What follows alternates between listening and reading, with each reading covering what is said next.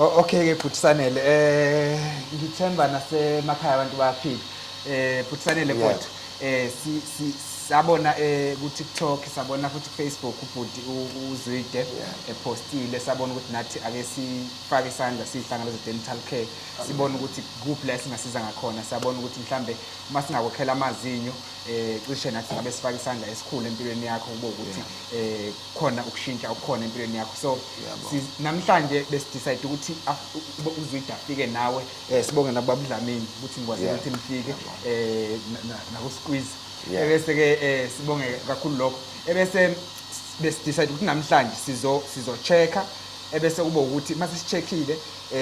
khona lamazinyo lawa athanda ukuba zinqamu ne so kumele kube ukuthi wona siyawakhipha kuqala ngoba asikwazi ukuthi sivele si replace amazinyo esasekhona so kumele kube ukuthi siyawakhipha mase wakhipha lawo mazinyo and sasikade sishilo nakubhuti uZwide ukuthi kubaleka ukuthi mase siwakhiphile ebese kube ukuthi siyakunika isikhathi uyophola ekhaya so uyakwazi ukuthi uyophola at least 2 to 3 weeks uphole kuvaleka isilonda so makuvaleka isilonda then kuzobe seku right ukuthi singakhona ukuthi sikale kahle ebese sikwazi ukuthi sikunikeze amazinyo right ngoba mangabe ukuthi sikala ungakapholi singakavaleki isilonda kuzokwenzeka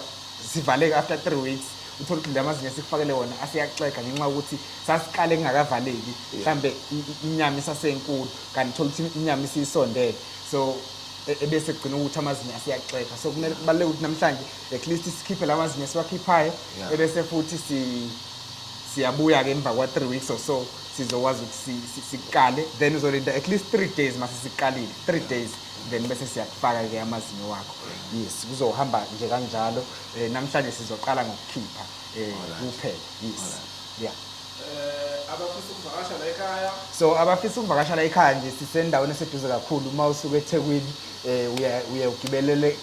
kwaMashu Mashu rank sorry so ugibelela khona uthi uye eMzinyathi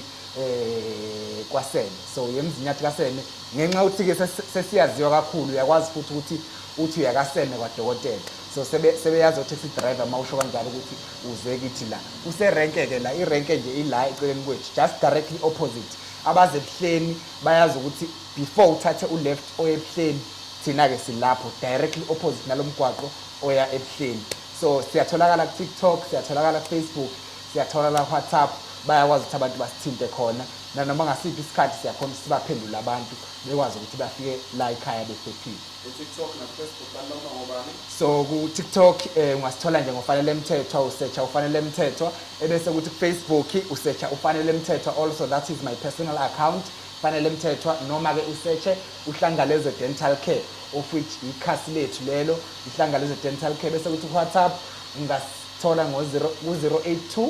08241892005 lo number yakwazi ukuthi uWhatsApp noma uyakwazi ukuthi uyifonele esitholakala kuyona ngicela ukuyiphinda 08241892005